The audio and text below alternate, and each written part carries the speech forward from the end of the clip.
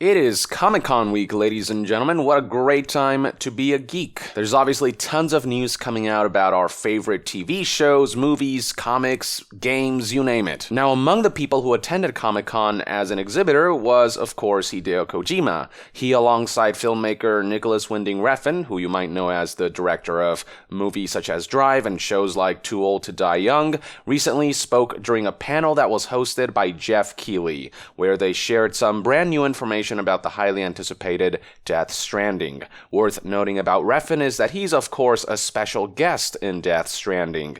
If you watch the game's latest trailer, the release date trailer, you'll know this by now. You'll see his name pop up in there.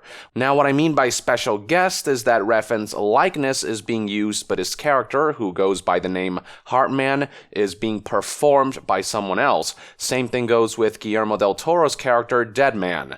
As for what exactly these two talked about, well, there were a number of interesting topics of discussion. One noteworthy anecdote was revealed when Kojima and Refn talked about how they came to work together, which started with Kojima asking Refn to put him in contact with Mads Mikkelsen, who Kojima at the time was interested in casting for Death Stranding way back when. One of the movies Refn directed was Valhalla Rising, which stars Mads Mikkelsen, so Kojima figured Refn could help set up a meeting or something.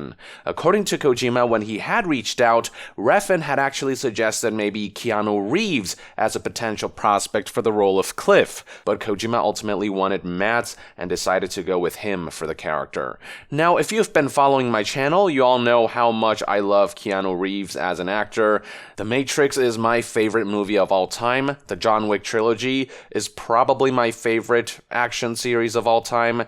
And aside from the fact that he's played all of these awesome roles, he's just a really decent human being, and frickin' love him for that. But I will say this, I do think Kojima made the right decision by casting Mads for Cliff, a character who is meant to be very enigmatic and have this unique aura of otherworldly danger about him. There's just something about Mads' presence that's very specific to him, which I think suits this particular character and the tone of this particular game.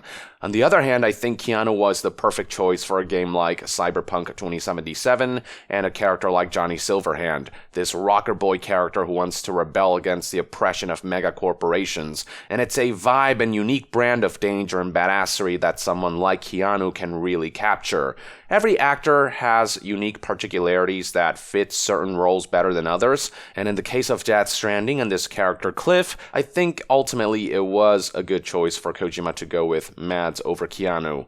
Though I will say that it's certainly kind of interesting to try and think about how Keanu might have played the role. Either way, both actors are breathtaking, and I'm excited to see both of them in two of my most anticipated titles. Kojima and Refn also shared some new information about Refn's character, discussing the rather unique circumstances behind his existence.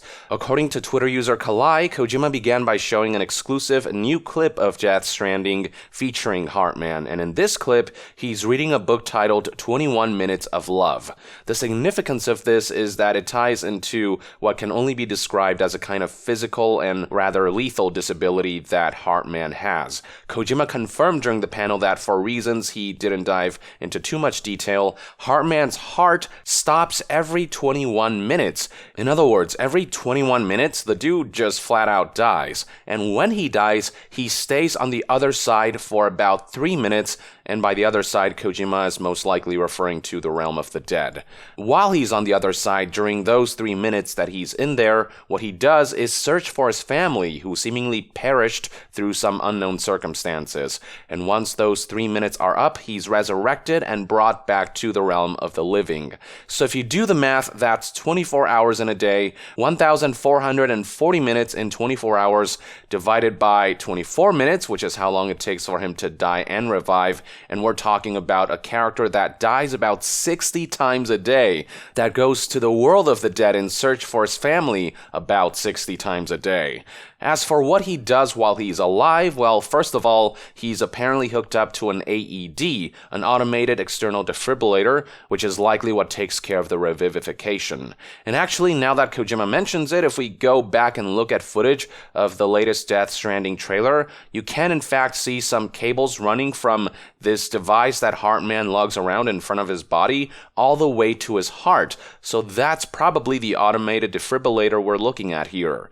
While he waits for his impending death every 21 minutes, one way he passes the time is by consuming things like films and music, preferably ones that can be consumed under 20 minutes before he dies and passes out and goes to the other side before he's revived 3 minutes later. Beyond that, though, not much else is known about the character, but that is definitely a very cool bit of insight right there, and I'm certainly curious to see how that aspect will tie into the overall narrative.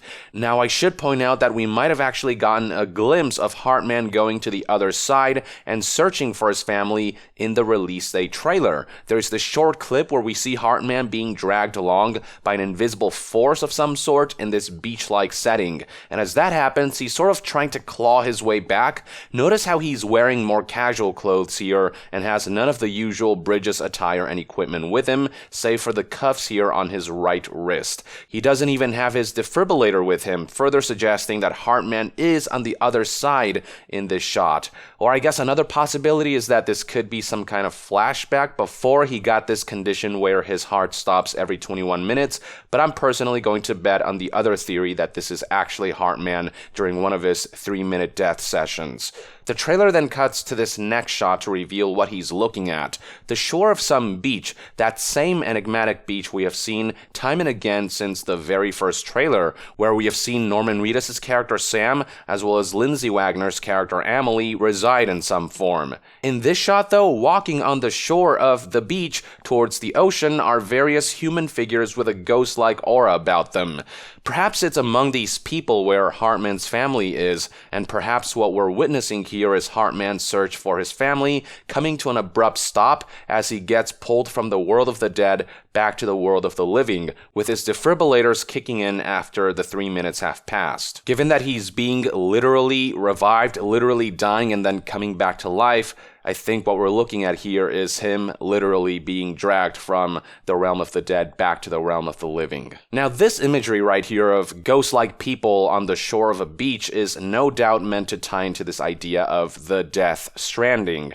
Recall that the game's title was derived from a real-life phenomena called cetacean stranding, or mass stranding, also commonly known as beaching, where sea creatures like whales and dolphins end up stranded on the shore of a beach in large quantities, all dead from a lack of ocean water that they can breathe in. The way this real-life occurrence translates into Kojima's game is that it is a metaphor for this idea of beings who are stranded in that crossroad between life and death, where the two worlds loosely intersect. This metaphor takes on quite a literal form in Death Stranding, with the spectral entities confirmed to be called beached things, or BTs, which seem to be creatures from the world of the dead who can faintly interact with the world of the living and are trapped in between, maybe. Recall that we have seen the world of the dead be associated with water, a vast ocean of some sort, which is where Sam goes when he dies, while the world of the living is associated with these vast landscapes. So in that metaphor, looking at it from that perspective, that would mean that the shore of a beach where water meets land would represent that crossroad or that bridge between life and death, where two worlds sort of loosely blur together, hence the term beached things for these creatures, things stranded in a place where life and death meet. It's very much like the real-life beached sea creatures who get stuck between their natural habitat, the ocean, and this other habitat where they don't really belong, the land. And in this shot right here, what we're essentially looking at are beached people, or death-stranded people at the shore at that bridge and sort of walking towards death. And in a weird way, Heartman is also very much a representation of this concept of death stranding. He's sort of the manifestation of a death-stranded being. While he's no ghost or specter because he keeps dying and coming back to life, he is stranded between the two worlds. He's constantly going back and forth in that shore between life and death. He himself is like a beached creature. He can't enjoy the luxury of life, being only able to live 20 minutes at a time, and he can't enjoy the luxuries of death, only being able to search for his dead family, 3 minutes at a time. It's something of a bleak existence where he can't just rest in peace in either world. So yeah, lots of thematic elements going on with this character that ties into the title of the game and this mysterious phenomena called the Death Stranding. And this new information about Heartman Kojima revealed adds a lot of context to what little footage of him we have seen thus far. Anyway, I think I've said plenty about that.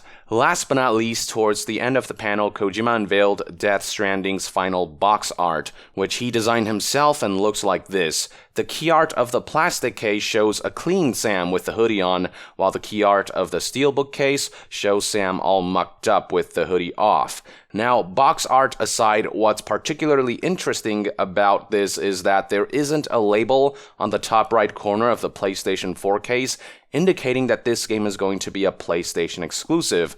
Normally, if a game is going to be PS4 exclusive, there will be a label that reads only on PlayStation. When Spider-Man's box art was revealed, that label was prominently featured, and the same thing happened when God of War's box art was revealed, among other exclusive titles. For some reason, Death Stranding doesn't have that logo, so that's got a lot of people speculating that maybe there is a chance that the game will come to PC, a rumor that's been floating around for a while now.